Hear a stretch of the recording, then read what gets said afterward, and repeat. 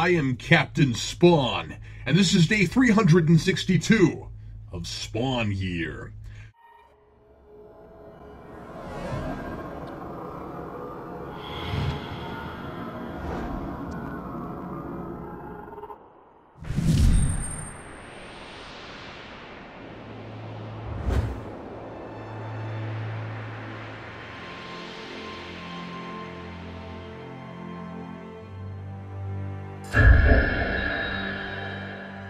This issue was a particularly difficult read for me, as I'm finding that, like Al Simmons, I am more like Jim Downing than I would care to admit. I've known this for a good while now, but this issue confirms Jim's identity as the director of the project unequivocally, and as I read about the unspeakable experiments he conducted in his quest to unlock the secret to human perfection, all I could think about was Doomsvins. I was the director of my own secret project, tampering with forbidden science neither I nor Dan Torrey fully understood or appreciated.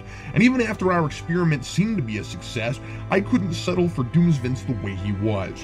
And in my attempt to mold him to my vision, to force him into the shape that complemented my needs, I created a monster. The only differences between Jim and myself were that Jim, like Dr. Jekyll, turned himself into the monster, and that I may still have an opportunity to rectify my mistake, if I ever get out of here. Well, that night didn't perform barbaric and unthinkable genetic tests on human beings. As far as I know, neither is Dan. This issue linearly and concisely reveals a lot of the big answers about Jim's past. To the audience, using his unconsciousness at the end of last issue as a device to flash back to the events leading up to his experimenting on himself and becoming Patient 47. It never fails. If Spawn is unconscious at the end of an issue, expect the entire next issue to be a dream, a memory, or a hallucination. I am suspicious that this will be exactly like Jim's word balloon duel with Al Simmons in issue 200, but that while we've experienced this with Jim, I'm pretty sure that's his voiceover at the end, even though he seems to just be talking to himself.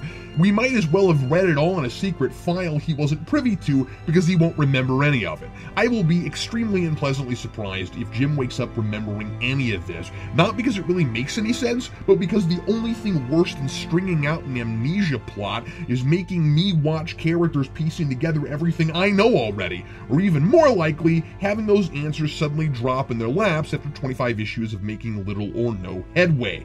This being a flashback issue, it's naturally a lot more deliberately paced and well thought out than normal, because this book gets positively euphoric about writing and rewriting the beginning and finds the middle of a story the tedious part. It's like reading a thesis paper with a pretty good introduction, a really meandery body that keeps going off course to explore the opening some more, and by the end has decided it doesn't even like the first paragraph anymore and has rewritten it entirely but on page 18.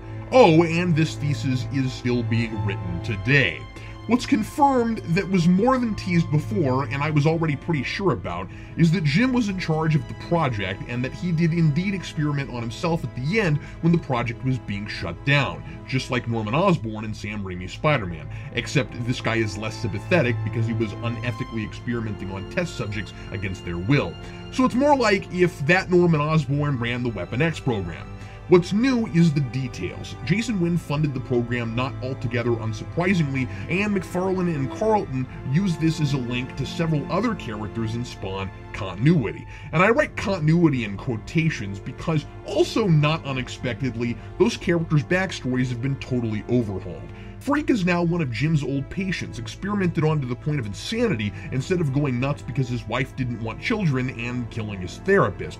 The opening washed-out white void is a pretty cool fake-out. We hear doctors' voices in the distance trying to save their patient, and I expected it was Jim after that cliffhanger, only to turn a page and find a really disturbing image of the Freak suddenly gaining consciousness to witness his own hideous dissection. Usually I'd be a little more irritated by this sort of backtracking, and yes, I'd much prefer to see Jim discover this information for himself, but it's somewhat creatively conceived, as there is a subtle tip-off right away for longtime readers. One of the Doctor's names is Dr. DeLorean, the name of Freak's therapist, who Spawn helped him kill back in the Stone Age of Spawn comics when Freak claimed he had conducted horrible experiments on him. It's really too bad I've been subjected to so much revisionist history in Spawn, because that sort of deflates the fact that I actually kind of buy this one. Maybe there really was a conspiracy against the Freak, and his wife was in on it or something. While he is nuts, a lot of what he said really was true, and he's not delusional about his past, just crazed and demented. We learn here that this attempt to create genetically advanced super soldiers for the government tends to revert subjects to a primal state. Perhaps Freak's transformation was stopped before he was turned into a full-blown inhuman creature like Tremor, and he's somewhere in between. We don't know how or if this story is connected to Malebolgia choosing the Freak as his vessel, but both are natural enemies of Jim and Spawn respectively. Two consequences wrapped up in one package, created by two entities also wrapped up in the same package. Jim created the Freak and Spawn created this new earthbound Malebolgia. Both should be dead, both are grotesque, unnatural perversions of their former selves, and both happened because someone tested the natural order, did something generally believed impossible, and tried to control something that perhaps can't be controlled. The major theme of this whole story is brought to the forefront here: control and power.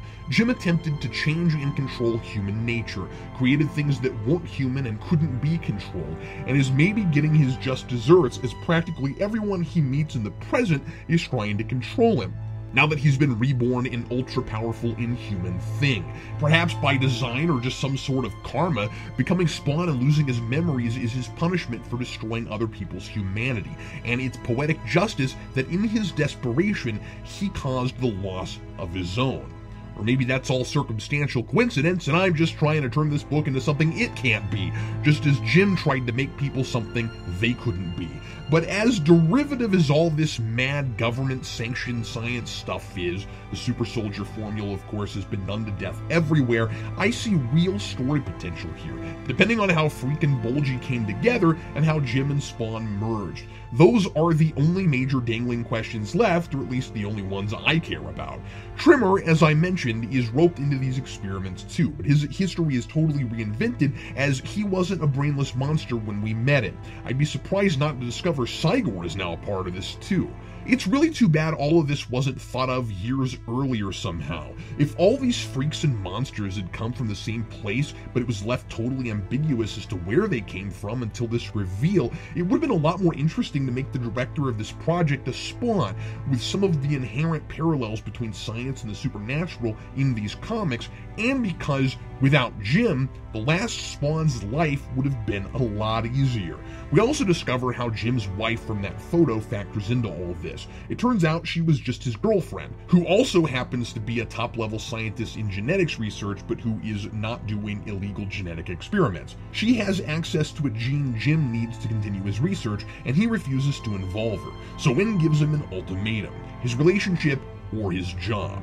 Jim chooses his job, and we learn that it really is in his character to do absolutely anything for the sake of his interests. He murders his girlfriend in cold blood. But, as we know from that awesome fight with bulky wannabe Kick-Ass, Patient 46 is still a failure, and the government shuts Jim down.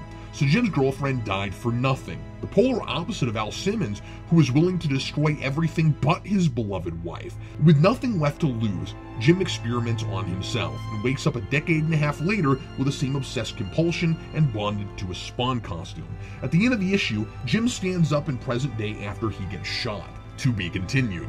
There's no reason I should have had to wait 29 issues to finally have some concrete confirmation on who Jim is and what he's like, and none of this is complex enough to warrant 2 years of material. But at least I see where McFarlane is sort of going with all this now, and it brings up the same conundrum I had with Al. How do you make someone bad enough to become a Hellspawn, but sympathetic enough that I'll care to read about them? The answer? Well, I don't know, but these writers certainly haven't figured it out yet. Signed, Captain Spawn.